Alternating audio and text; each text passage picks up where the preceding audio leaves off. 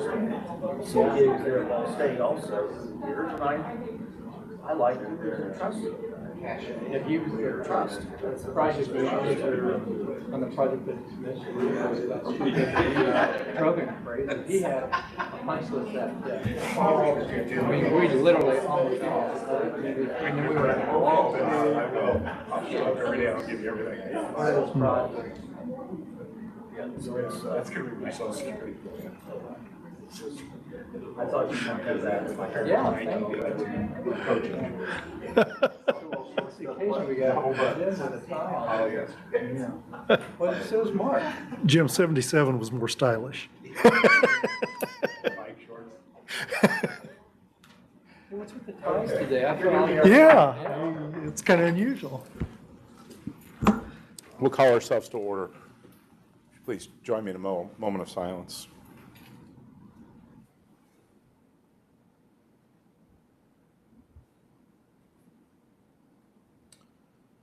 Thank you. Do we have anybody to lead the pledge tonight?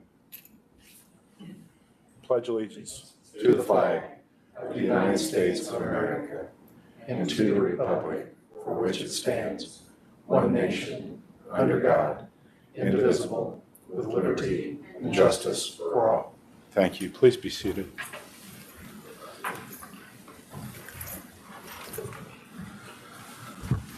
Dr. O'Neill. Present. Mr. Heater.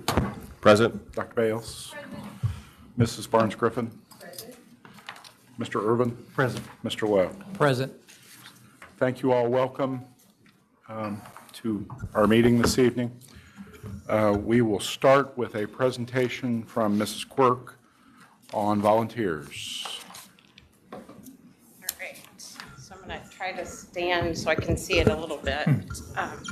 So my name is Allison Quirk. I think I know all of you. I think I've actually served on boards and different committees with probably most of you in this room. But I am on about my second month of serving as the volunteer coordinator and wellness coordinator for Muncie Community Schools. So I'm going to just share with you some of the things that we've been able to get started in the last couple of months. That is just a picture of a little handout flyer that we're going to start offering to Ball State volunteers.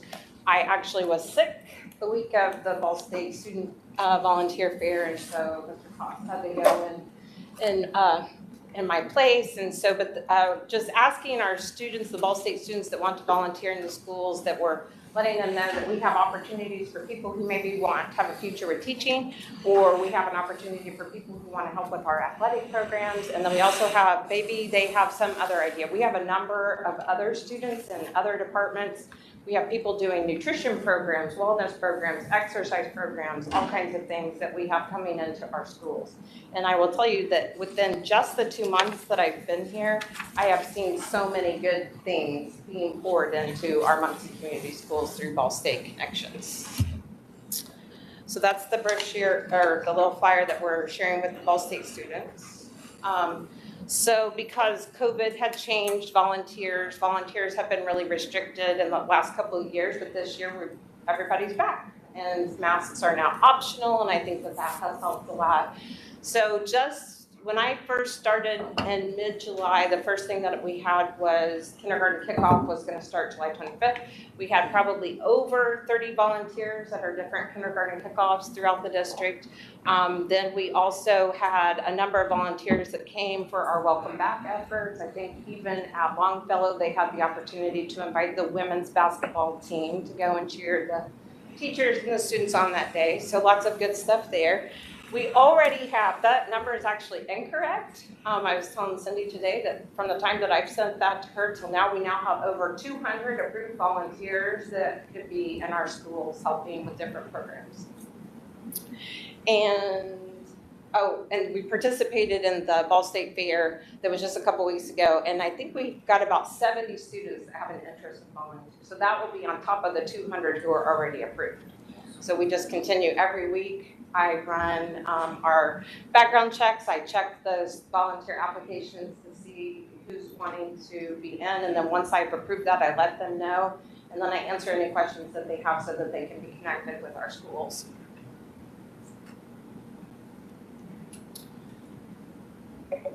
So right now, I have a few different areas where we're really trying to focus on building our volunteer opportunities. One of those is with our English Learners Program. They had a program, it was called MARC at one time, and I think maybe that's changing, but it was the Afghan refugees who were coming in wanting the English learning classes. And so they were, Muncie Schools is offering different opportunities to offer these English classes, but they also wanted to open it up. It really could be to any adult within the area that wants to become an English learner. And so rather than calling it the Muncie Afghan refugee, they're just opening it up to like anyone that wants to do these English classes that are available at Northside. So we're looking for volunteers for both the English classes as well as people providing childcare during those times. The childcare would be during the day, and then they also offer evening classes as well. So, and we have a teacher summit coming up this Friday, and I've already got pretty much all of my volunteers placed ready to go for that. We have a golf outing coming up October 7th, which I'll circle back around to that here in a minute. And then another opportunity that after I put this together, I've been working with Dr. K and also the head teacher at Southview. We're wanting to focus on literacy, equality, and grade level reading. So we're wanting to build a program to get our volunteers into these elementary schools where we can build on that grade level reading. So working with our third graders definitely, and probably also our second graders. And then if we have enough volunteers, we'll work with other grades. But we want to make literacy as part of our strategic plan, and as a community, we're wanting to make sure that our students are at grade level reading. So once I have more information on that, I'll share. So as part of my job, I'm also the liaison or the person that works with the Community Engagement Council. And so one of the things that they wanted to do, actually the very first night, my very first day on the job, I went to the meeting, they talked about, we want to be in the schools, we want to know what's going on in the schools, and so they decided to take their meetings on the road. We had our last meeting was at Northside Middle School. This Thursday we'll be at Grissom Elementary, and this is going to give the principals an opportunity to share maybe certain programs that they have going on in the building, maybe concerns that they have, or accolades that they want to share, but it's going to give them an opportunity to meet with the council, because another responsibility for the council members is that they are our cheerleaders for the community, and they get to go out and share the message for Muncie Community Schools with the greater community. And so this is going to just be an opportunity for them to be hands-on and in the schools and see things that are going on. The CEC has been helping with volunteerism, and the CEC is also wanting to, so the October 7th golf outing, they listened to some of the concerns that Dr. K has shared with them about critical absenteeism. And so all of the proceeds for the October 7th golf outing are going to go to work towards programs to address these issues of critical absenteeism.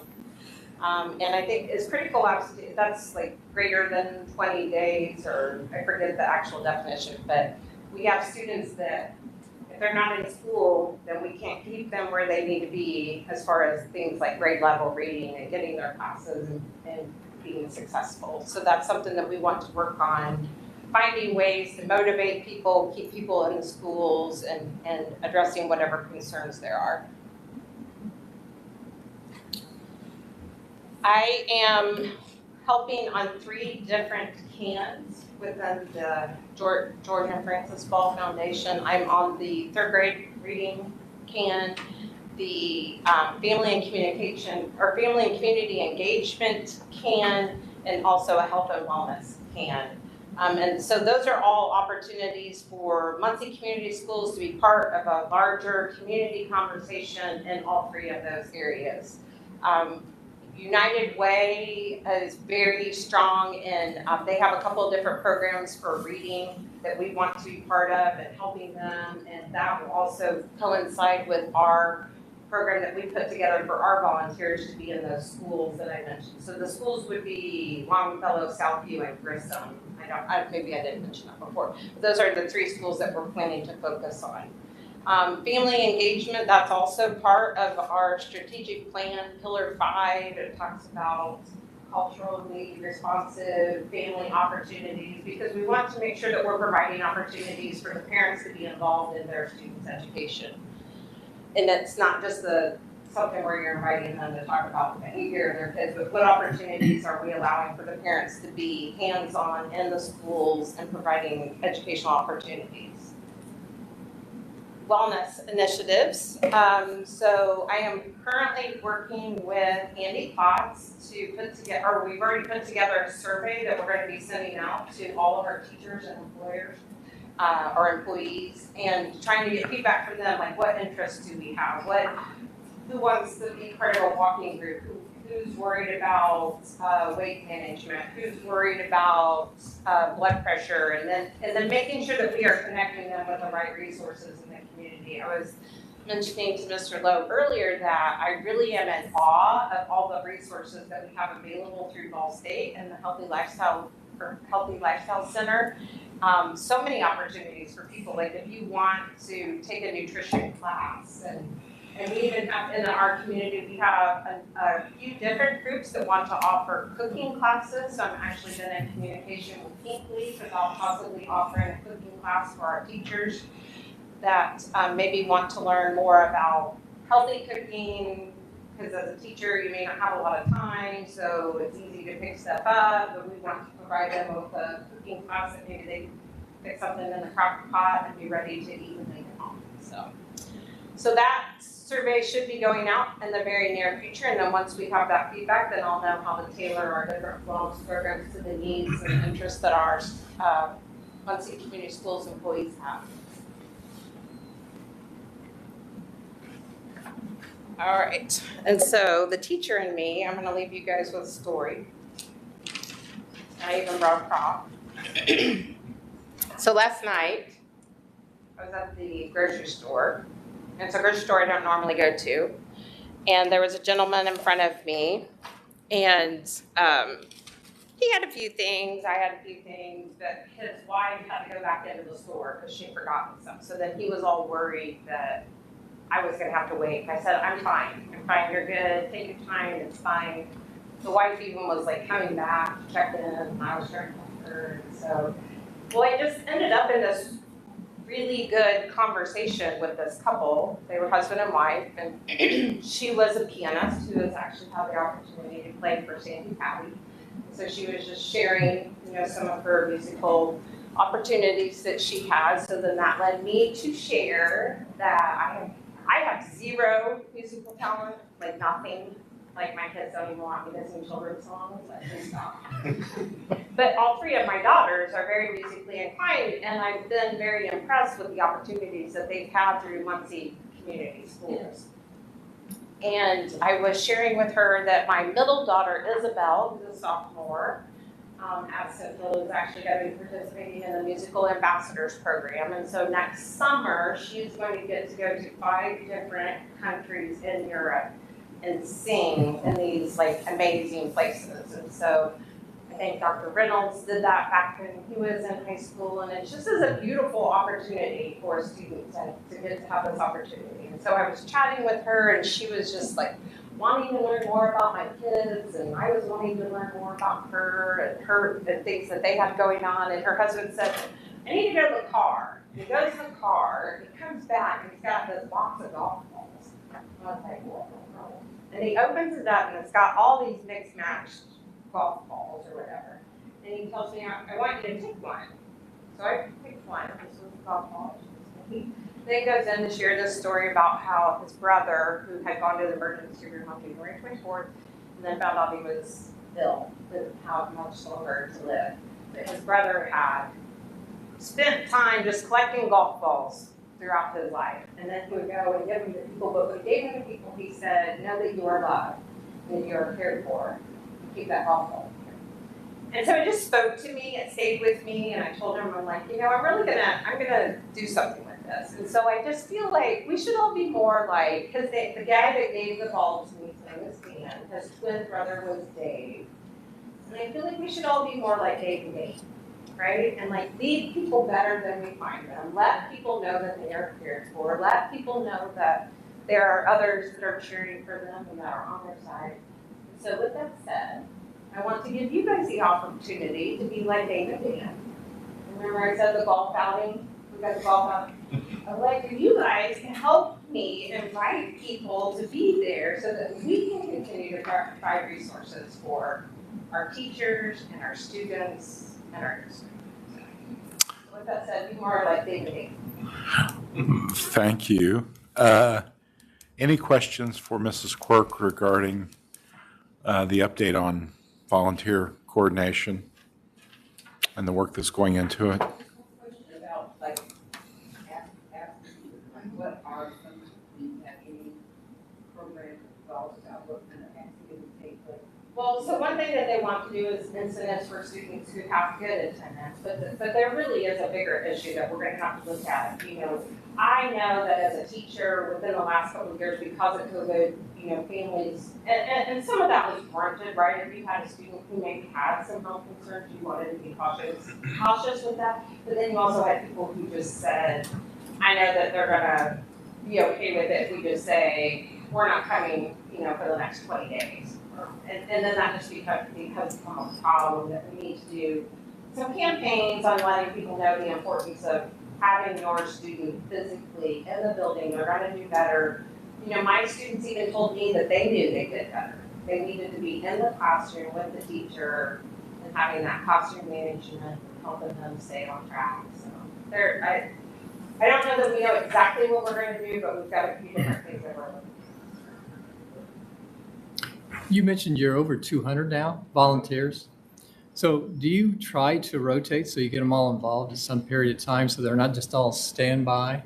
Or you need all 210 every Yes month? and no. Some Okay. of them want to volunteer for very specific things. Specific. And so maybe they just wanted to do, you know, a certain event that was at one of the elementary schools. Okay. We still have to run a background check. But then what I've been doing is, so when I have some of these different events, I can go into our database, and if I know that I need volunteers, well, for a good example is when I knew I needed people for the kindergarten kickoff, and here I was, brand new, I didn't really know, you know, who was, so I just went through the previous year's database, and if you signed up as a general volunteer, I sent you an email and said, hey, would you like to volunteer for this? So then I used that to go and invite them to different opportunities. Got it. So. Good. And I think I ginned up some volunteers for you this past weekend. Did I copy you on the email I sent? I don't know if it's, I know I got a golf team from you. We did get you did a golf team for me. So Yeah. if there's volunteers, then I need to follow up with that, so. Yeah, I thought I copied you. I'll send you the email, Okay. but I have some folks who are interested. Awesome. And if you guys ever have questions, you feel free to call me or email me or, I'm still learning. There's so much good stuff. I'm still learning so that I can go out and then share that with our teachers and our students. Well, there is no good template for this role. I mean, you and I've talked about that, and I think create it. That's where we are. And I've had an opportunity. There's so much good stuff in our community, and there's so many resources that are available. And I've been out there, I'm meeting with people, trying to learn everything that I can so that I can provide the best resources for this.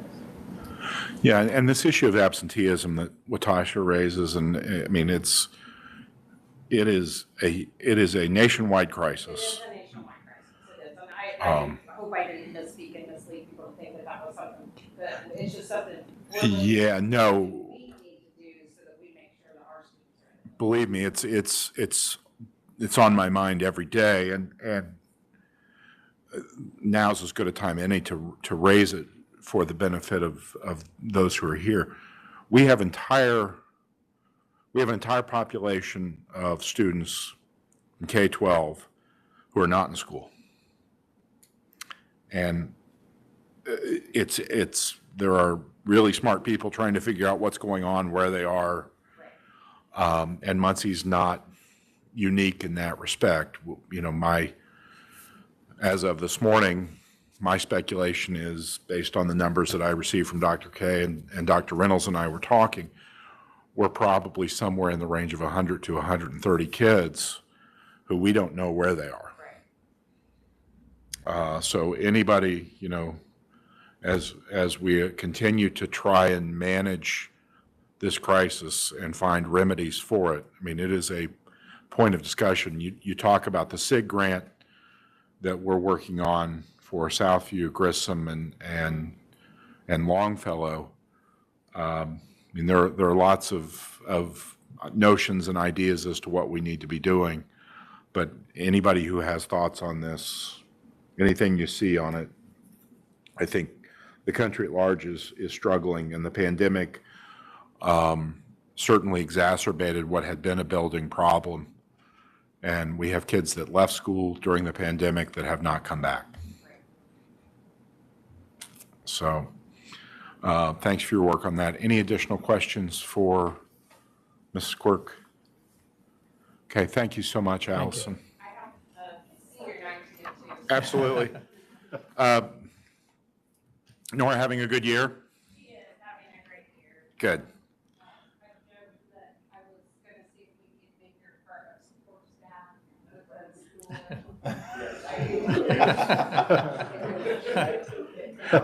Yeah, I can't speak for the others, but I would hire Nora right now. I mean, if she wants to work at my law office, I'll hire. Yeah. All right, well, thank you. Thank you. Mrs. Ward?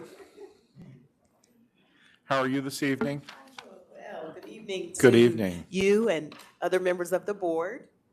Thank you so much for allowing me an opportunity to give a brief update on as it relates to diversity and what I've been up to. So I'm just going to try and be as brief as I can be and just jump right into it. For the past several weeks, I have had an opportunity to go out into the schools and meet with the school equity teams, which has been wonderful. That is something that I didn't get a chance to do in years past. And so it was really nice to take some time to be able to have some one-on-one time with the school equity teams. When I went out into the buildings, I also took the Take Time booklet with me. And let me tell you, the teachers are very, very excited about this book because it's a lot thinner than it has been in the past. Before, it consisted of articles, and they were long articles, I have to admit, but they were good articles. And this year I decided to kind of do something a little bit different, and I included some exercises as well as some activities for the teachers to kind of lead with their staff.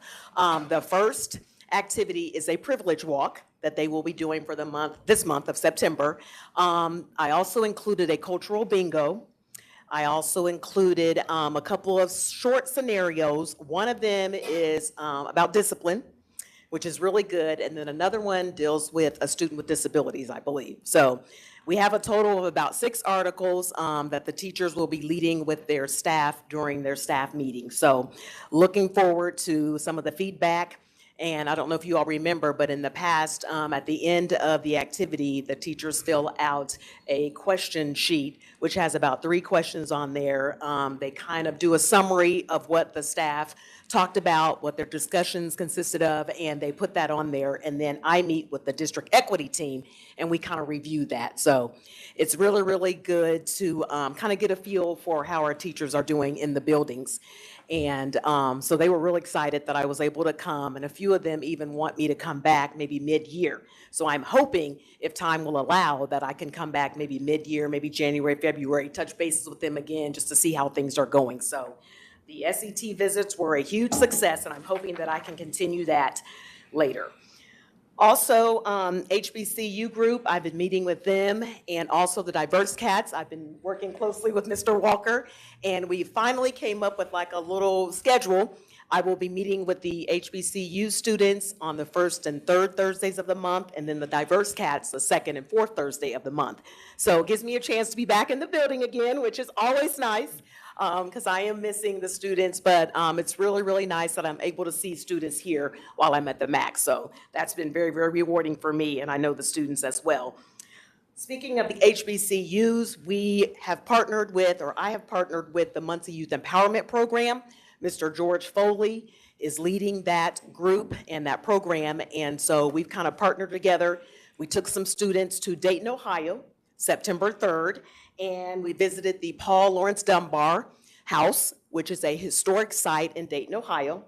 Students really enjoyed that visit. We went on a Saturday, or Saturday, and spent the day in Dayton, Ohio, and then we went from there to Canton, Ohio, spent the night, and we were able to attend an HBCU football game. Central State University and Winston-Salem State University played in the game. So the kids were really, really excited to be out there. They behaved very well.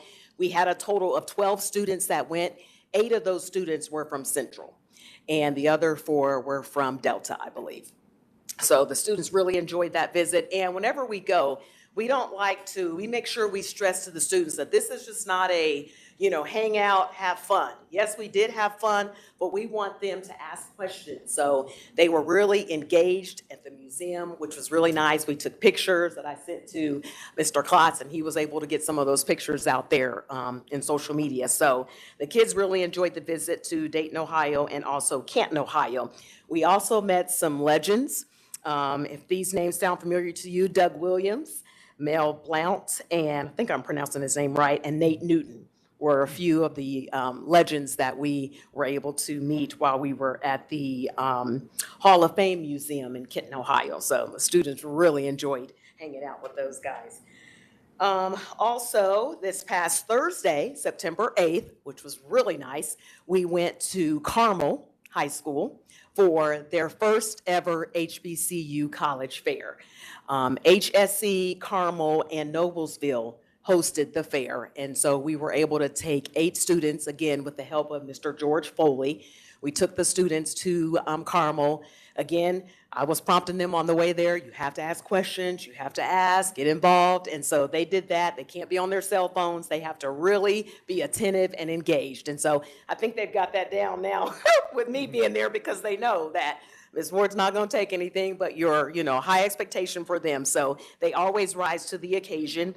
So I mentioned George Foley. Anitra Montgomery was another one who went with us. She's also on the exec board for the NAACP. And also Brittany Jackson has been wonderful. She's the new counselor, one of the new counselors at Muncie Central, and she met us there and was very, very engaged with the students, was kind of helping them go from booth to booth as they asked questions, and was involved in the fair. So that was really cool experience for the students. We fed them dinner on the way home, and then we got back to Central probably about 9:15. So they were all very responsible. Their parents were there for those who didn't drive, and so everybody got home safely, and it was just a great evening. We have an event coming up, which I'm keeping my fingers crossed that we will be able to attend, the Black College Expo in Detroit, Michigan. It is going to be held on September 24th, and my goal is to take about 15 students, juniors and seniors only. And this is an event that I found out about through the counselor at Central, Brittany Jackson. So I'm hoping that we will be able to pull this off. And they even have an essay that they are offering for juniors and seniors. They have to write an essay on why is a college education important to me. So I was really getting on a lot of the students and trying to encourage them to write the essay, because I told them you never know, you just might get picked to be a winner and receive a scholarship. So I'm hoping that a few of them took me up on that. I also met with the diverse cats. We had about 9 students meet. We had a lot of things going on that particular day, so I know we will have more in the future. Nora was one of those that came, even though she had a senior meeting, but she hurried to get to the meeting. And we talked about some things that we would like to do and things they'd like to see happen in Central. So looking forward to that. The HBCU group, we've met twice so far, and we had 21 the first time. And we had about 15 the second time. And again, I have many assignments for them to do when they come. Cell phones can't be on, of course, so they seem to really be engaged this year. I don't know what it is about it, but this year they are really, really engaged with the whole HBCU initiative. So really excited about that. MEC, which is Minority Educator Council, we are scheduled to meet this month.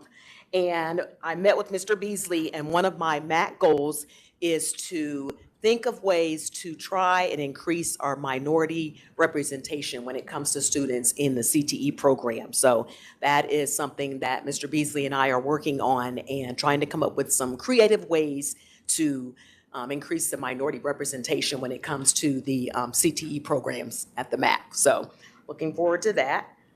Let's see, I think that may be it thus far. Anyone have any questions for me? Any questions, Mrs. Ward? Yeah, you mentioned equity team and district team. Can you explain that structure and who those members are at each school? Yes, the school equity teams consist of teachers, counselors, and also, I think we have some SECs on the teams as well. Yeah, in a couple of the buildings.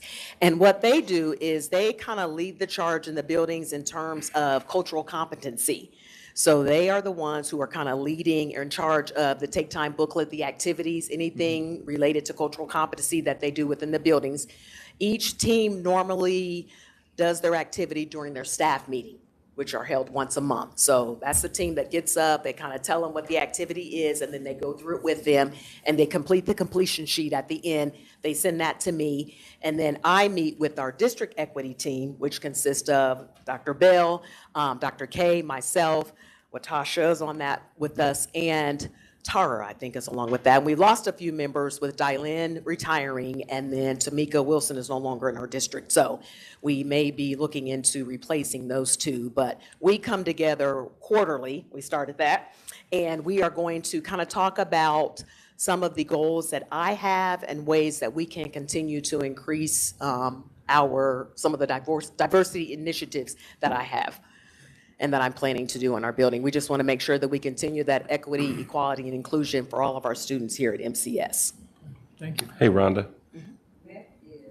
Minority Educator Council. And so that's a group that I came up with a couple years ago, trying to recruit and retain our teachers of color. I'm hoping that this group will do that. We get together. We're going to also try to meet quarterly.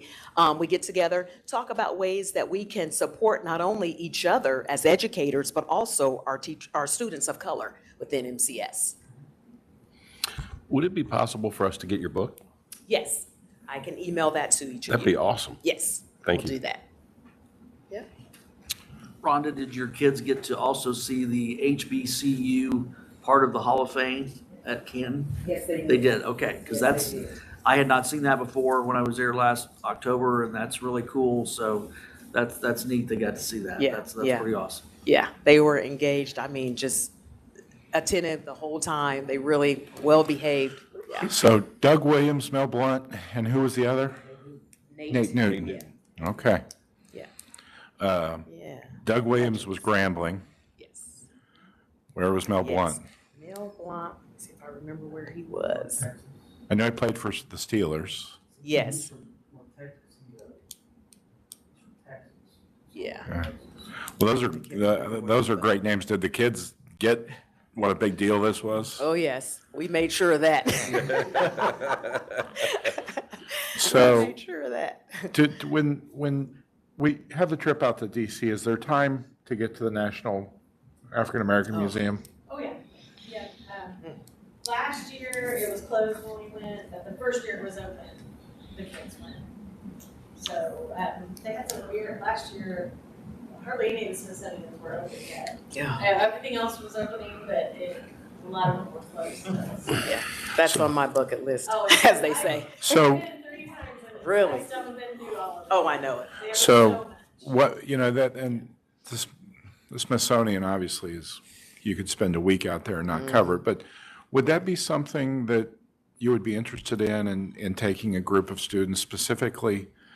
I could envision a trip where you had 30 students, 35, 40 students who did that museum, Monticello for obvious reasons, a series of other visits out that way. I would think we could find some grant money to support something like that. So put that on your list. Oh, I will.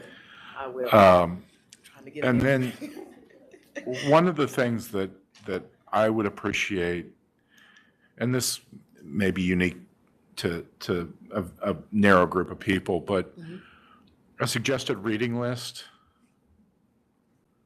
Okay. Essays, books, suggested films, again, those things, a resource for faculty who are interested. Those are just some things that I have noodled on. But I would be real curious about a trip that would highlight a lot of different things. that built throughout the year. I mean, Right. right here in our community, we have things that have educational value. So please keep that on your list. And I would be supportive of trying to find the money to do that. Okay. Any additional questions? I just want to say that Rhonda was the keynote speaker for Lizzie Quality Day for our community, and she represented the community, well, not biased or anything, but everyone commented on how she talked about equity education and just what most schools do. What she would like to knock out. So if you ever need a keynote. Thank you, Rhonda. Thank you. Any additional questions? Thank you. Thank you. Awesome. Mr. Walker? Yeah. Poor guy. Well, good evening, everyone. Evening. Thank you. Rhonda's always a tough act to follow, and you know, we had a chance to catch up when she was in the building with the HBCU group, and she just lights up when she comes in, and the kids are great. Mr. Foley's great. They do a fantastic job, so we're excited about how that's working out so far this year during our advisory period. Thank you for the opportunity, Mr. Williams, member of the board, Dr. Reynolds.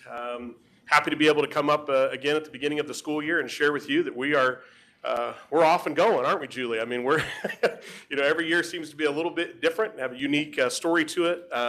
This year's no different, but we're really excited about the start of this school year. And it's hard to believe that tomorrow morning during advisory, we're passing out our first 9-week grading period midterm progress reports. We're halfway through the first grading period. Wow. So we're making it, and it's a testament to our teachers, our staff, and obviously our students and our families. So just to start our presentation, this board hangs up in our English department.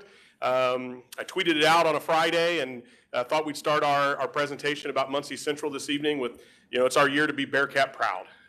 Really trying to do some things around our school where our students and our staff are really proud of the school and the opportunities they have available to them, and also for our community, just to understand, you know, what opportunities are available at Muncie Central. And we want our teachers to be the best ambassadors they could be for Muncie Central, and we want our students to do that as well. And usually when we get our students up here to talk, I think, Dr. Bills, we joked last time when we got the Latin honors thing approved, we just need our students to write our policies, and I think we'll be in great shape. So they really make us look good a lot of times. So our opportunity to be Bearcat proud.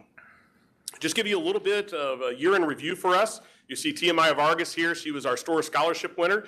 Mark Irvin is our secretary for the Storer Scholarship and always does a great job putting together our banquet. And Tia was our winner this year. She's currently at Purdue and having a blast. But just wanted to share with you kind of where we were in terms of some performance of our students. You know, last year with our AP or Advanced Placement program, we saw another year where we had at least 50% pass rate on all of our AP exams. We had 101 passing exams last year of just around 200 tests that we took. We did receive national recognition for some of our students. We had 13 of our students recognized as AP Scholars. That's where they received 3 scores of 3 or higher. 3 is, it's a 1 to 5 scale. 3 is passing. 5 is like ridiculous. They do really well, and so for our students that had at least 3 tests where they scored a 3 or higher, were considered AP Scholars. We also had 3 students recognized as AP Scholars with honor, so they also had a 3.25 average on all of their AP exams. And then we had 6 students recognized as AP Scholars with distinction, so in all of their exams that they've taken throughout their career with advanced placement, they've averaged a 3.5. So we're really excited about our AP performance, and our teachers are doing a fantastic job with our students. As far as our dual credit performance, we had just over 3,200 dual credits earned this last year at Muncie Central. You can see that just a tick under $500,000 in tuition savings. This is usually the time of the year where I always give you the caveat that that's at the Ivy Tech rate. So when these credits transfer to other institutions, you know that I'm not putting Ivy Tech down at all. They want us to celebrate this. That actually is much more of a cost savings. I've had the opportunity now twice to speak in front of a large early college group, and I'll talk about that here in a second.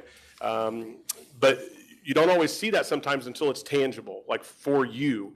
And I know that my son had Julie in class and several others in class, and he's in an out-of-state private institution, you know, playing golf for them, but he had well over 40 of his dual credits right here from Indiana transfer to his private out-of-state institution, which I would say it saved us money, but it saved him money because he's going to pay for his education. But that's real dollar amounts, real things when students enroll. This time of year, we're starting to see families on social media tell about how they're a sophomore or they're a junior in terms of their standing. So their housing opportunity is better. Their parking opportunity is better. Those things matter. And our dual credit program is absolutely at zero cost to our students. We did have 16 students from our graduating class of 2022 that earned their associate's degree last year through Ivy Tech, and we had another 27 students who had enough credits to earn a one-year certificate from Ivy Tech. And then we also have what we do in terms of kind of filling the gaps with our students that may struggle to get across the finish line and graduate. So with our alternative options that we have at Muncie Central, we had 126 students earn over 800 credits in our Graduation Academy. That's a half-day program that we have. Morning sessions 8 to 11, afternoons 12 to 3. Mrs. Johnson and Mr. Smith are our teachers and do a fantastic job of meeting our students where they are. We try really hard to make sure that we never have the answer of no. We feel like that everything, we can move mountains, everything's possible for our students if they'll be there and they'll engage with us. We know we can get them across that finish line, and these statistics show that with some of our alternative or non-traditional placements outside of the traditional classroom. We did have 42 of our graduates earn credits in the Graduation Academy and graduated via the Graduation Academy. We had another 58 students earn just over 300 credits in our MCHS online program. And then we had 10 graduates from last year via the MCHS online program. And that's a program where students are working through Apex, but they're required to come in and meet with Mr. Smith a certain amount of time each week, and they're required to log in and do their assignments each week. And it's, you know, when you have barriers for students that can't be there, it's not an academic barrier. It's not a barrier of whether they can learn or obtain and retain information. It really is that just life is happening for them, and we try to work with their families to make sure that they're still have an opportunity to earn their education in a non-traditional setting. So we do a great job with that. And then we celebrated our class of 2022 back at Worthen Arena this last year, and we shared these statistics that night, and we have all those students stand up, and it always just gives me goosebumps when they do that because our crowd gets into it. But we did have 89 students earn a cumulative four-year GPA of 3.0 and above, and have a graduating class of about 250 students. You can tell we're pretty proud of that. And this is the kicker, and I wish someone would have wrote us an $8,000 check for a kid, but we were just under $10 million earned in scholarship offers for our students. And that includes students who maybe offered a number of different scholarships at a number of different universities and have some tough decisions to make. But every scholarship dollar that's awarded to our students, we keep track of that, and we were just under $10 million this last year for our graduates. And then we did have 230 students obtain a core 40 or above. One of the goals that we had when Dr. K first got here was the quality of the diploma from Muncie Central.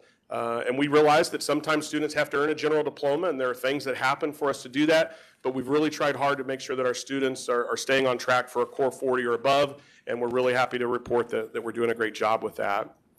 As far as back to the early college portion and kind of being Bearcat proud and wanted to share something with our board that I'm sure you're probably aware of, but maybe go into a little bit more detail. But Muncie Central was one of 4 schools across the state of Indiana that was selected to be a UCAN mentor school. UCAN is from CEL, which you see there, the Center of Excellence and Leadership of Learning, which is down at the University of Indianapolis.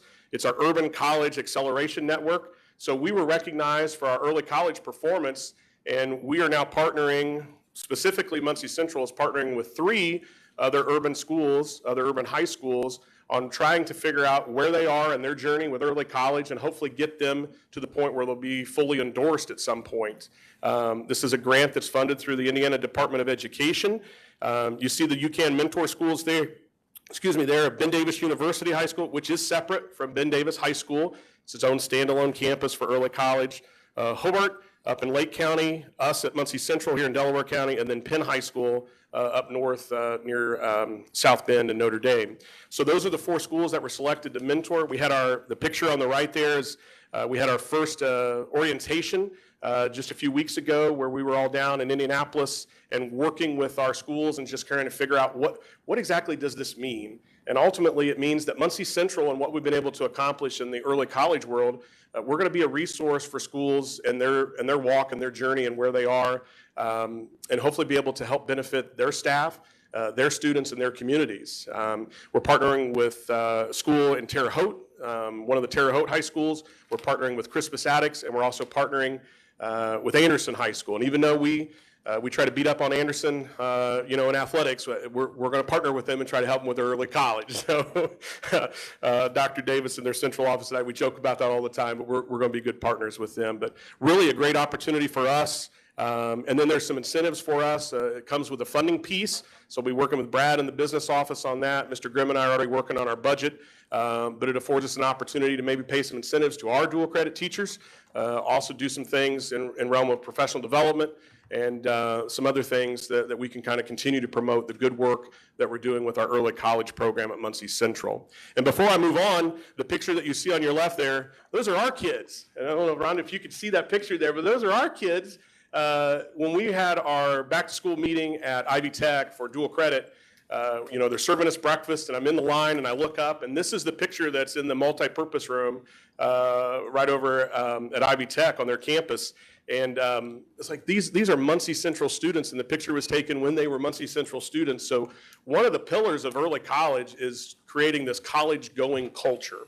There's 8 pillars. I won't bore you with all of the details right now, but in that college-going culture, I don't know of a better example of a college-going culture for high school kids to be completely and utterly accepted into the college culture that is at Ivy Tech while they're in high school. So I shared this in my presentation with the entire group during that orientation meeting, and just really proud of those kids. And I get to see most of those kids every once in a while. They've got siblings that are in our building right now too, and always fun to catch up with them. So really excited. There's a few links in there, so obviously as you can check that online, or as it's been sent out to you, you can read a little bit more about our selection for UCAN. And then the next couple of slides I have for you are just really some examples that I'd like to share with you. The first thing is Bearcats supporting Bearcats. This is something that's near and dear to our heart this year, and there's just something that's a little bit different in the air. And I'll attest that to our staff, our teachers, and our staff, and our students. But the first picture you see on the top left, and I know Chuck will remember that real well. That was when we hosted our Spirit of Muncie, our Spirit of Sound marching band competition over the summer on our football stadium. And you can see the crowd there. We had a number of our students that were there, a number of our community members that were there, continuing to support the Spirit of Muncie. It was this time last year that we were able to parade our band in here after taking first place. We're not disappointed, but after you win, you always want to stay on top. When we slipped a little bit this year, we were third, that happens. We maybe didn't totally agree with that, but hey, it's where it fell, and we got something to shoot for next summer. But what a great group of kids and everybody that's there out supporting them. And then if you look just down below that, the guy standing there straddled, that's Coach Paget, and then all the kids on the on the parking guard or barrier there, that's our football team, members of our football team. Now, they're not at football practice right there. They're at marching band practice. He marched our football team over and made sure that they supported our marching band and had his team there supporting our students, which I've been there 7 years. We haven't had that happen yet. Chuck, you've been at it a long time. Probably can count on one hand the number of times your football team's been able to come over in summer workouts with their busy schedule, but Coach felt like that was really important to do that. And then the picture you see just to the right, bottom right, there's another group of kids up on the levee that was watching marching band practice as well. And then the picture you see in the middle at the top. Now, guys, this was just the other day. This is our student section at one of our home volleyball games. Those are all of our kids. And they're into it. They're excited. So I want to give Mr. Holloway a shout out. He's done something a little bit different this year. He's offered a free all sports pass to all of our students. All they've got to do is come down to the athletic office and pick it up. Hopefully they don't lose it. I think he may be charging $1 to replace it, but we give them a little business card. They write their name on it. They're in every home athletic event free of charge. We don't want that to be a barrier for our kids. It's working. And not only are they coming, they're making a difference. That home court advantage is huge. So our kids are loving it. Nora's a good part of that, and you see some of our leaders there in the front, but you see the smiles and just they're really enjoying their time at Muncie Central. And then the last picture on the far right of Bearcats supporting Bearcats, you see Coach Paget there kind of pointing. That is our advanced band. He brought the football team down. He asked me if he could get the football kids out of class at the end of the day. I said, what are you doing? And he goes, we need to learn the school song. I said, well, where are you going to do that? And he goes, we're going to the band room. I said, no. And he goes, no, I'm serious. I said, okay. And that's what they did. And they learned the school song. And so he brought the entire band, or brought the entire football team down the last few minutes of one of our days, and just had an absolute blast. And I don't know if the kids were more shocked or if it was Mr. Clark and Mr. Sager, but when they started tweeting it out and coming down and telling me about it, I said, you know, this is Bearcats supporting Bearcats. So we're really excited with what our teachers and staff are doing this year, and as well as our students. And then to kind of wrap up the presentation this evening is the community support for our Bearcats. Now, I don't have a whole lot of experience to base this off of in terms of the schools that I've been in as an administrator. I know in my previous life as an athletic director, a teacher, an associate principal, and an assistant principal, I've never seen anything like it. The community support that we have is second to none. Folks just absolutely love Muncie Central. They love the tradition about Muncie Central. You can't go too many places in town where your identity isn't that you work at Muncie Central, and we just absolutely love that. So I just wanted to share just a few pictures. I know I could probably have several slides here, but in your top left is we had an opportunity. We partner with Ball State's College of Science and Humanities at Muncie Central and the Muncie Area Career Center. So as we were working through this partnership last year, in September, we took one of our early release days and we took our entire faculty over to Ball State University, and we networked with faculty from College of Science and Humanities just on what can we do to help support our students, what can we do to help support our staff. So you see Sarah Vitale there, and then the dean, Kevin Smith, that are there, you know, really helping us support what we're doing in that first initial meeting. We had another meeting where all of them came to Muncie Central, and now we're planning on looking at having some guest speakers come over during some of our advisory time to just start sharing with our students what life is like at Ball State. In the middle, at the top, Angela Beck really supports us. She's a parent. Chase graduated a couple years ago, was in the band, but she works for Old National. Sorry, Mr. Heater, no knock against any other bank that we have in town, but this is, you guys love us too, and I know that. But they brought over cupcakes and sunglasses and stuff just to give a shout out to thanking our teachers in one of the days last year, and did a fantastic job with that. Kind of underneath the logo there, you'll see, I think that's Rhonda Ward there, that picture, Dr. K at the podium, and Jacob Emmert. So that was when we were able to be at Ball State University's campus on MLK Day for the academic awards. They support our students and our community and always want to include Muncie Central, and we're very thankful for that. Kind of moving over to the lower left, this is the Economic Forecast Luncheon. Didn't really know what that was when I first got to town, and Dr. Hicks sent us an invitation, and we're like, okay, we'll bring over our seniors in econ class and Mr. Shermetta, and our kids love absolutely going, and then they submit questions, and then Dr. Hicks even got on the microphone one year and said the best question he had was from a student at Muncie Central. So that's a picture of us at Horizon experiencing that free of charge thanks to Dr. Hicks and his folks. In the middle left, you'll see a picture of our top 20 sophomores from last year. The Exchange Club of Muncie always offers an opportunity to recognize around 20 students from Muncie Central and about 10 students from Muncie Burris, and we're very thankful to be able to attend that. They feed us a great lunch, and then they have a guest speaker, and then they recognize our students. That program has been going on for almost 100 years. I had no idea that was going on that long, but it has. Warner Van Fleet is our point of contact there. For those of you who remember Mr. Van Fleet, and they just absolutely love having us there. And the folks with the Exchange Club just rave because they purposely make sure that our students don't all sit together. They make sure they mingle with the crowd, and the conversations are always great, and we always usually hear from them afterwards. Our kids love it, and obviously the Exchange Club loves it, so we're going to continue to do that. Kind of in the middle to the right there, Stoops here in town, one of our car dealerships, donated $4,000 last year to our athletic department. So you see we're smiling there with a couple of the employees from Stoops at one of our basketball games, but just one example of how our community continues to support us and pour into our students and what we're doing. And then down at the bottom right, the final picture is actually, if you kind of see it, it's Mitch Isaacs from Schaefer Leadership Academy. We're over at the Old North Church venue, and it's been completely renovated as like a banquet hall now, but this was our closing ceremony. We started 3 years ago. We actually just started our 4th year of the Muncie Central and Muncie Burris Leadership Program. that Schaefer puts on for us.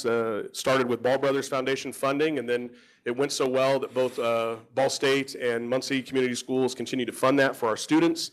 So we usually have about 15 or so students from each school that come together. They work an entire school year in leadership activities, and ultimately they get together in groups. They identify an area of the community that they'd like to enhance or improve, and then they go to work in trying to pull it off. And they do a number of projects around the community, and we're really thankful to Schaefer, Ball State, and obviously Dr. K and the folks here to continue to support that for our students. So that's just a few. I mean, we could go on, but the community, they love what we're doing, and I feel like it's a complete honor that we get to do those things, but I also feel like it is definitely, the burden is there to make sure that we are not wasting those resources, and that our community continues to be proud of us. So it's, while it's a tough job every single day, not every day is the same, it's completely and utterly rewarding, and I can't think of any place that I would rather be. And then the last slide I had, darn it, Julie, our kids are just, they're everywhere. So they were actually going to come up and then take the podium from me, but they're on the soccer field, and they're running cross country, and they're playing volleyball right now and everything else. So I think, Cynthia, we have them coming back, maybe even at our very next meeting to present on what they're working on for this year. So I could talk forever. I know you don't want me to, but just absolutely love our Bearcats, and that's just a little bit about what we've done last year, and some of the things that we're really proud of with the folks that really take care of us. So, Okay. Any questions for Mr. Walker? What's the state, like, now they're back in lockers, how all? Yeah. Well, we're getting there.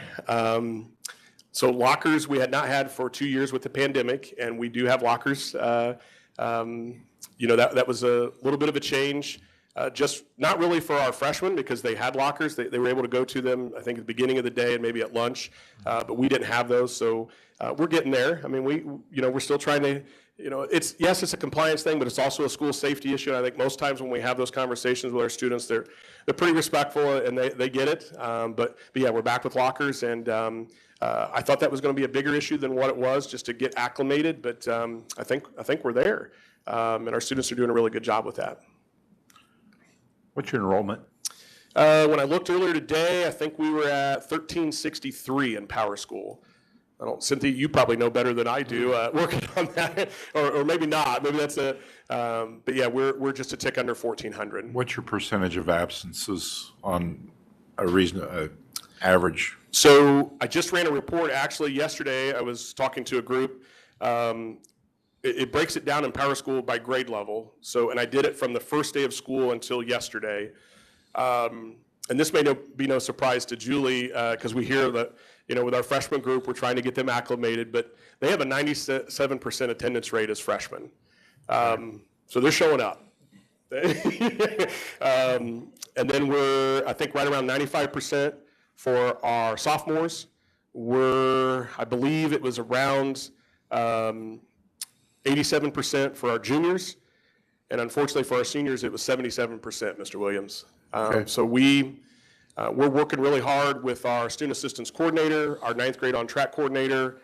We've identified those students, and Cynthia, we worked on just a mechanism in Power School to kind of make sure we have them housed so we know what we're doing. We're doing home visits, we're doing calls, slowly but surely we're starting to see things trickle in. Some of our folks that moved out of state, now that we've gotten past Labor Day, we're starting to see those records requests come in. So I think we were in the ballpark of around 90-some students that we had that were no-shows for us, and I think we whittled that down to still not a great number, but we're down in around 50, maybe even into the 40s by the end of this week in terms of literally being able to track down where kids are and making contact with them and find out if they're actually indeed coming back to school or not. So one of the conversations that has started to take place is, what's the reaction if we find money to purchase 15 passenger vans and go out and pick kids up, bring them to school? I mean, that may work better at the elementary level than it does at 17, 18-year-olds, but maybe.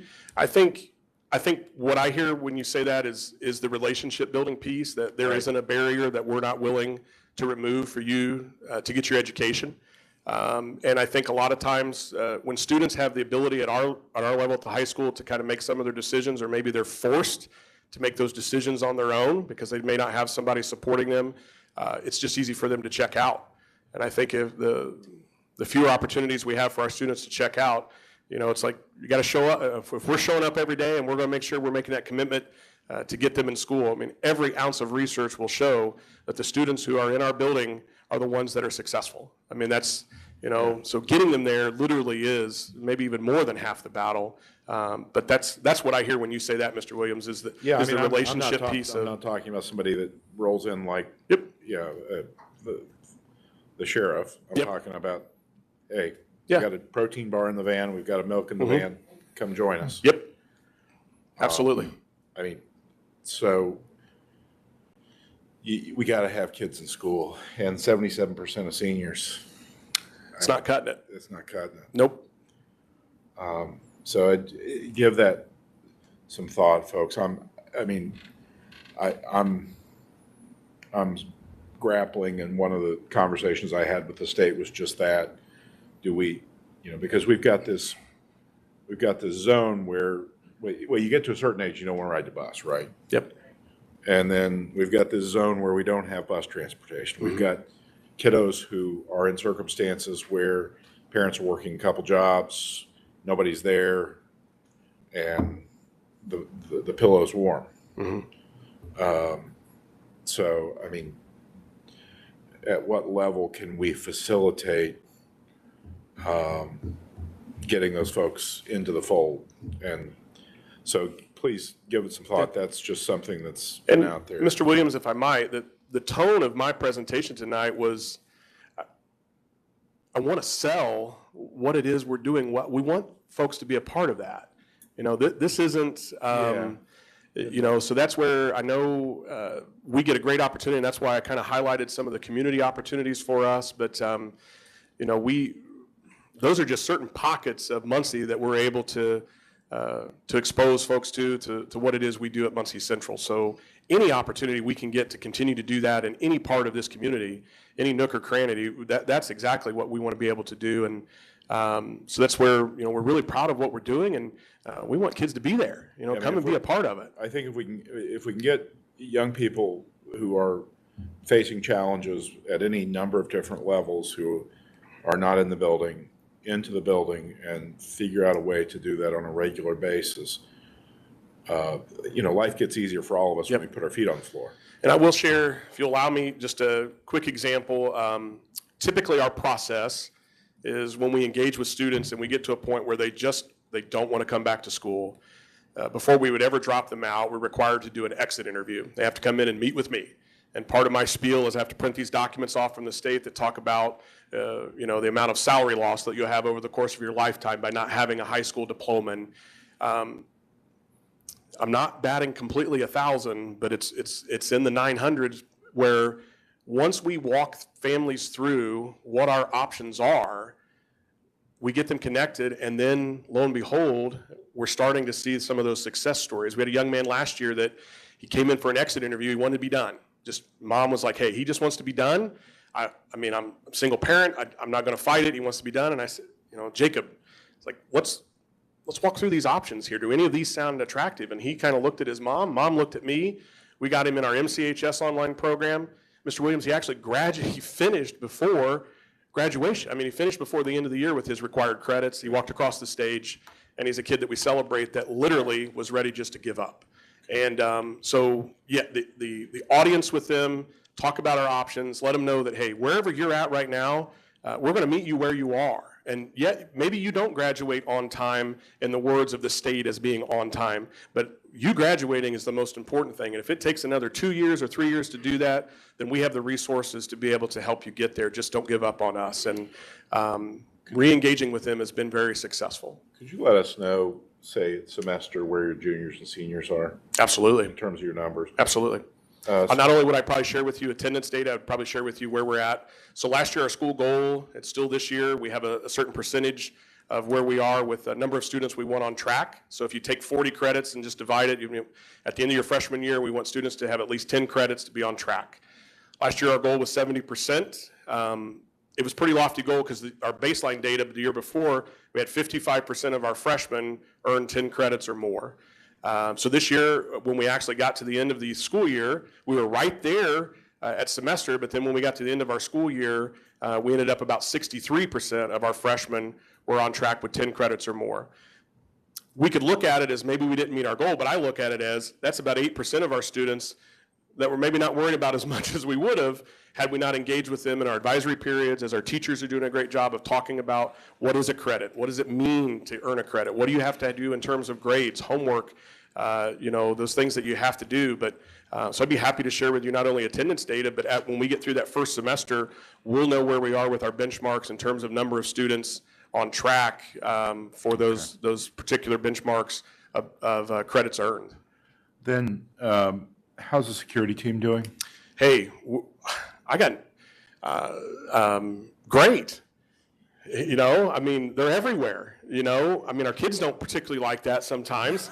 But we have Donald Scaife and Tandre that are our two constants, and then obviously Vivian's in and out of the building as the director, and the relationships that they're building with our students is fantastic. We couldn't be happier with what they're doing for us and how they're supporting us. We were having a little issue with students getting to class on time, so we started doing a few random little hall sweeps where, hey, if you're not in class when the bell rings, we're going to sweep you down and have conversations. And our security folks, they get a little giddy about that because they want to make sure those kids are in class too. So no, Mr. Williams, they're doing a fantastic job for us at Muncie Central. Okay. How's the faculty at the high school? Well, I'm going to be a little biased. I think they're fantastic. They're great. Trying to keep, I think Julie would share too that, we're trying to make sure that we keep our motivation level high, and we're trying to do some things where we have a little bit more teacher buy-in. We're looking at restructuring advisory a little bit where right now it's more of a homeroom and really just opportunity for teachers to build in some time to meet one-on-one and build relationships with students. But we're trying to maybe be a little bit more focused with some SEL lessons. Even talked about like some student data trackers where they're tracking their own attendance and grades and being responsible and having some ownership to that. But anytime that we've asked our staff to help engage with us as brainstorming or thought partners or what can we do to make Muncie Central better, they're always willing to do that and just absolutely love what they do. They don't have easy jobs, and we try to remove some things from their plate as best we can. And we couldn't do what we do without our teachers and staff. They're just truly amazing. And I hear what you're saying about the advisory being kind of a homeroom. I'm going back 40 years. Yeah, 40 years. And what I mastered during that period in my high school was euchre. So I would not argue I would argue that's not a bad skill. It doesn't pay the bills. Well, so true. It doesn't pay the bills.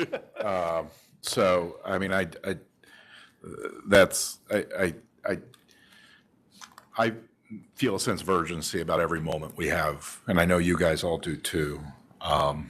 And that's one of the reasons I'm asking about these numbers and security sweeping the hallway.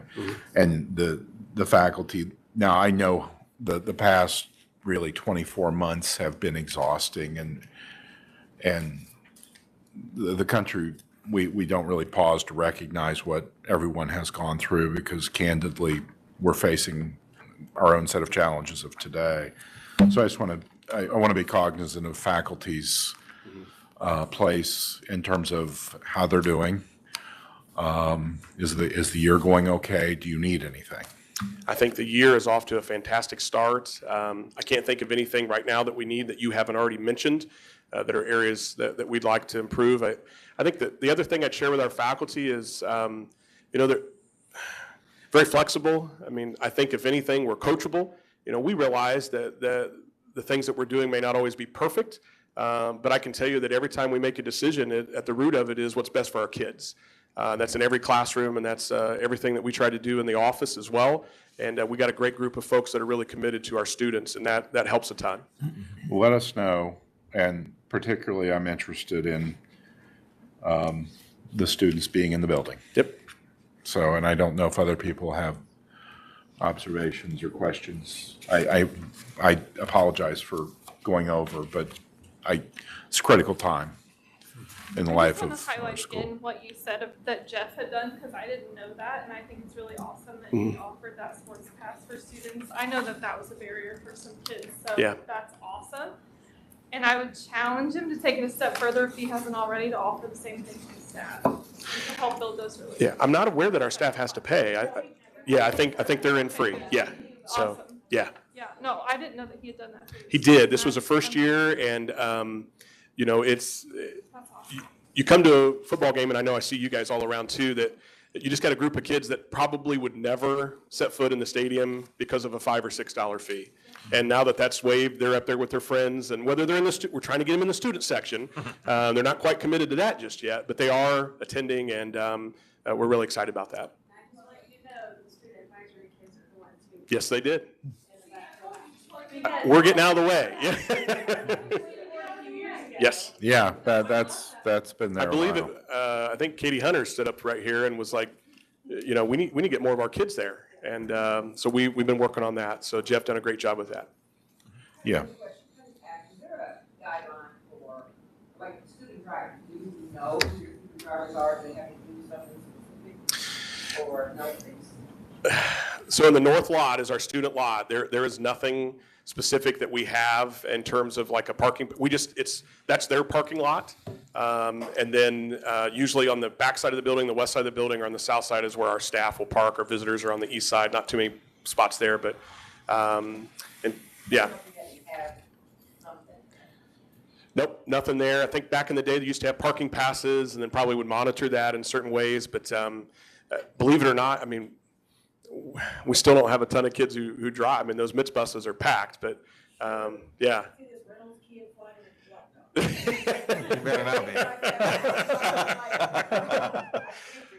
Next question, please. Yeah. Yeah.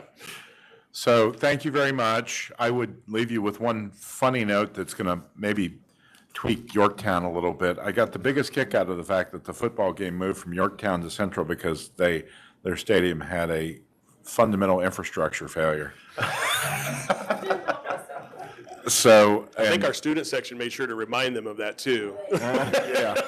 Well, in a very polite way. As I got to the stadium, they said, "Oh, you don't have to pay." And I said, No, I'll go ahead and pay. And they said, "Well, this is Yorktown's gate." And I said, "Oh, well, in that case." All of these people behind me are with you too, right? Yep. So I'm joking. I didn't. Okay, anything further? Thank you, Thank everybody. you. Yep, appreciate it. Okay, Dr. Reynolds. Yeah, sure. Hey, just to build a little bit on what Mr. Walker said, so we are just wrapping up our 5th week, so progress reports are going home, not to let the cat out of the bag, but parents be looking for those progress reports or checking your Power School app for grade information, which builds in very, very nicely to our parent-teacher conferences that we have scheduled on those two early release days that we have to end this month. So make sure you take advantage of those opportunities to reach out to teachers, and we have challenged our teachers to reach out to our parents and to our students to have those conversations about grades. So that's going on. We're really into full swing with our Ball State, Ivy Tech, and other partnering university practicums. It's that time of year where they're coming in and being a part of our school culture, and they really are. All the universities that we partner with, really, it's a learning experience for them and us. So we appreciate them being in our buildings this time of year. Our summit, as you heard, is this Friday. We're very excited about that to kick off. We'll start with our first discussion with our Ball State and MCS leadership with a roundtable discussion at 8 o'clock. And then we'll have 40 or plus breakout sessions for our teachers and staff to attend throughout the day. And then our keynote is at 1 o'clock with Jeffrey Canada from the Harlem Children's Zone Project. I mean, just a world-renowned speaker is going to be in little old Muncie, Indiana at Muncie Central High School. So it's a remarkable time. We sent a number of invitations out to our community partners that help make that happen, that help make us run every day. If you're interested, please stop by and check in, and the community is welcome to that event. Also, I think we're going to try to get some recordings posted of that later, and maybe even do a Facebook Live of his event if we can. Let's see. It's to build on to what Chris was mentioning at Central. Our girls volleyball team is off to a 6-5 start, which is super exciting. You see the kids are getting out and getting excited. We had the boys soccer team was in the Star Press, I believe, last week about their change in culture, and they're up to a 6-3 start. And I would be in trouble if I didn't mention the cross-country team. They're off to a tremendous start. The boys and girls both won that first invitational they participated in. The boys won the Randolph Southern Invite last weekend. We've had medalists at, I believe, at every contest they've been at. And we had 5 of the top 20 medalists at Randolph Southern for were our boys. So I mean, it was a great day. Got another big event coming up. We have homecoming. Central homecoming will be September 30th. So be looking for more information being kicked out. Parade is back on. We're hoping to get everything back into the regular great traditions that we have at Muncie Central. So I think that is it for me. Thank you, Dr. Reynolds, and thank you for all the work that you all have been doing these past several weeks on the data as it concerns the student population. And any questions for Dr. Reynolds? Friday's count day, is that correct? Yep. Friday's count day. It is it's kind of a dipstick day. So wherever the kid is on that day, that's the day that we'll do a count them for attendance for that fall semester. We have put in a lot of hours checking folks out, trying to hunt kids down and making sure kids are here. So it is a giant lift from teachers and administrators and support staff. It's a big lift, but it's a worthy lift. Well, thank you. I bring that up because I know how hard we've been working at that. So is the state, has it always been a Friday? I believe so. Not a good day. Could be Wednesday. Okay. Right, a good Wednesday would be nice. Okay. Wisdom. I'm on TV. That's not. Count day should be a Wednesday. Okay. Yeah. Should I say more? Okay. Stop when you're behind. Okay. Thank you, everyone. Thank you, Dr. Reynolds. We're on to a consent agenda. I have one question for Dia. We have 4 teachers, Southside Middle School and Grissom, who barely got started. Just found other jobs, decided it wasn't for them. Okay. Family, I like one in particular, the distance with their child has become an issue, and so they Okay. want to go back to their home community. Yeah. Okay. For their child's attendance. I think we had some health concerns, Okay. maybe an emergency permit. Okay. Just want to check it. Any additional questions regarding consent agenda items? Want to thank the donors who've given. With that, any additional questions? Would entertain a motion. Moved and seconded. All those in favor signify by aye. Aye. Opposed, same sign. Okay, we'll show the consent agenda passing. The 2023 budget adoption resolutions, Mr. Jerome. Thank you. Presented in your board packet tonight, I'd like to we'll take these all as one big resolution, but I would like to at least read those 5 individual resolutions that would be needed to pass the 2023 budget.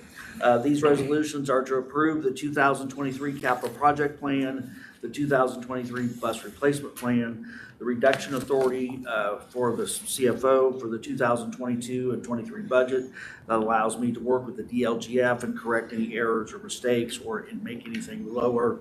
Item number 4, the 2023 actual budget adoption. That is actually state form number 4, and you all would need to sign all these resolutions, as well as item number 5, the carryover purchase orders and encumbrances that were made part of the budget at last year end. So with those items presented, we're asking the school board to approve all these resolutions for the 2023 budget.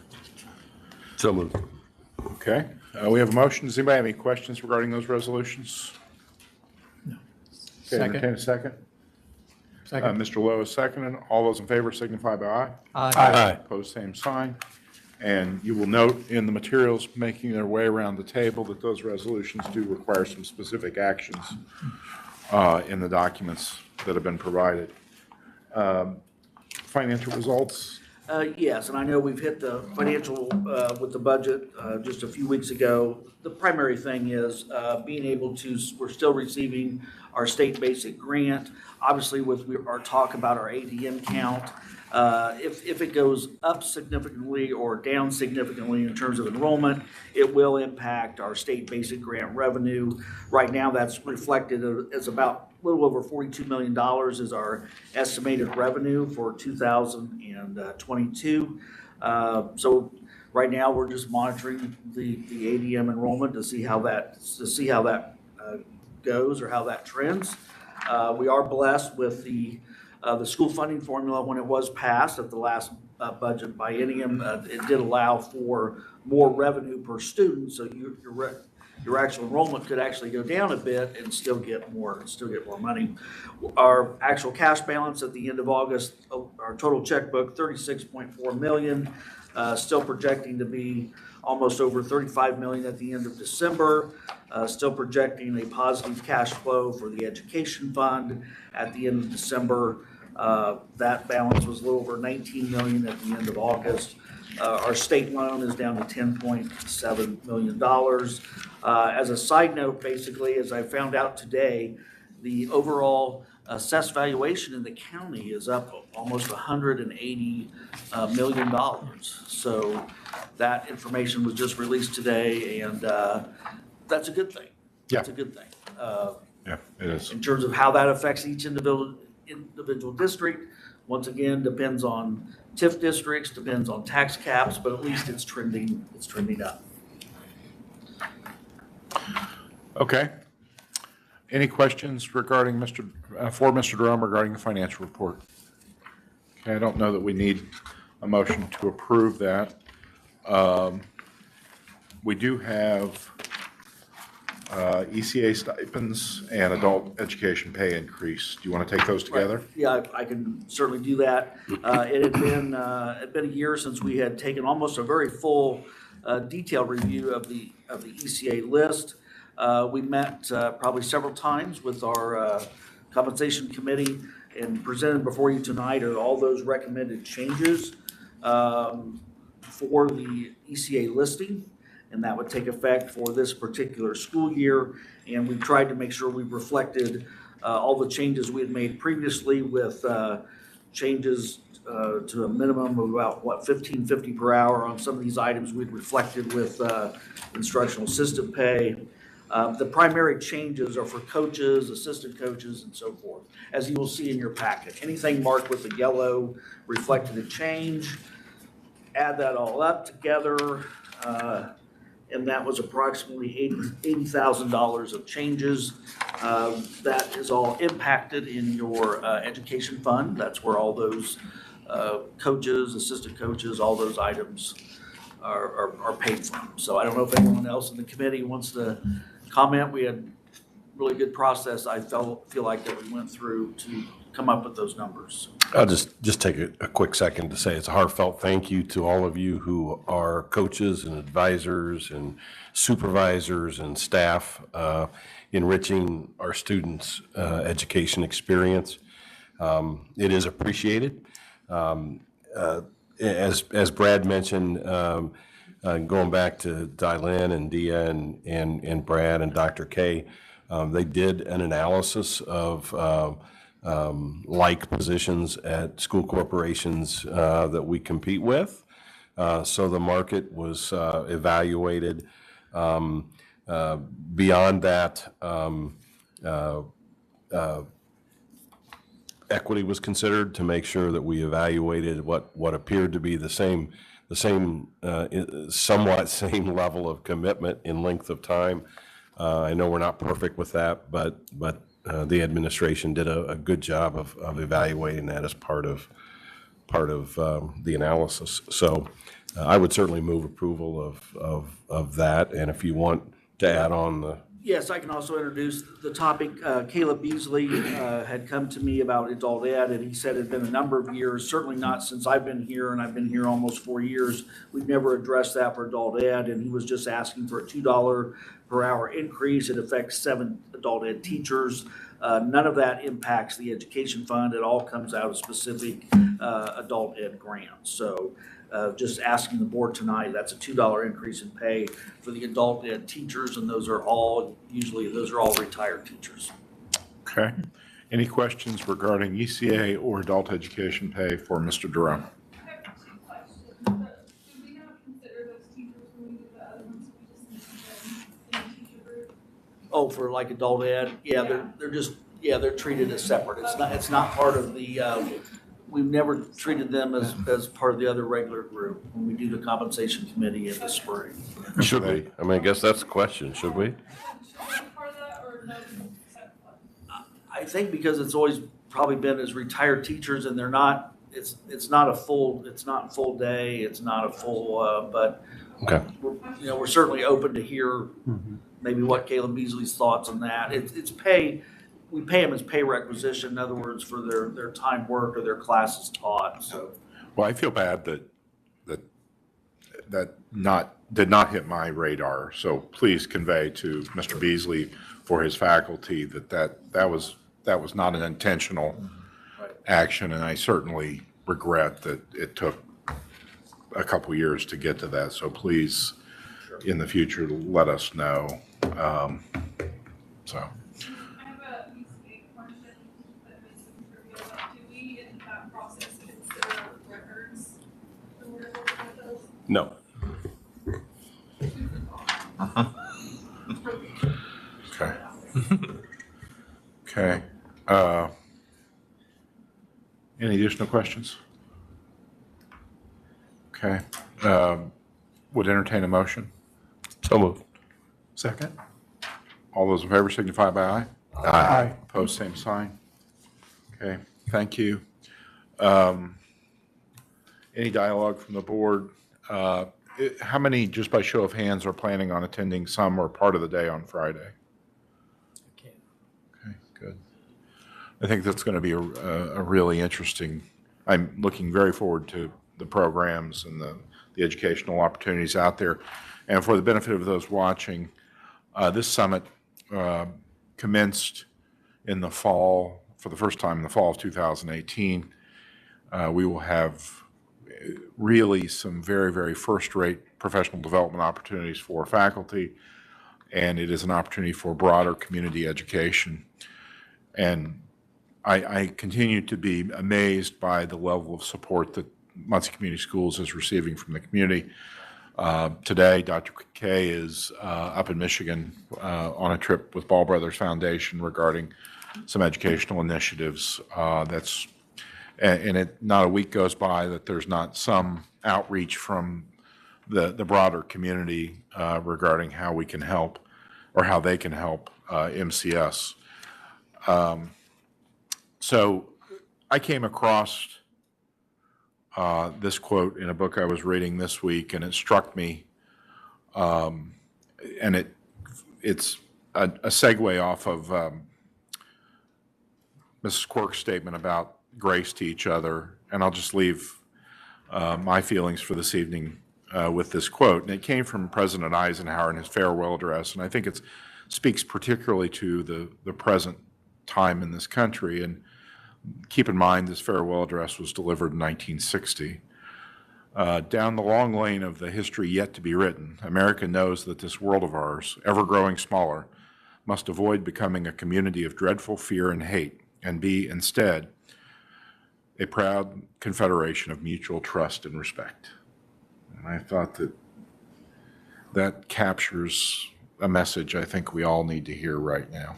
So thanks, everyone. Is there anything from the media, Mr. Klotz? Anything additional from anyone? Any questions, any concerns? Okay. I would entertain a motion to adjourn. Second. Moved and second. All those in favor signify by aye. Aye. Aye. Opposed, same sign. Thank you. Have a nice evening, everyone.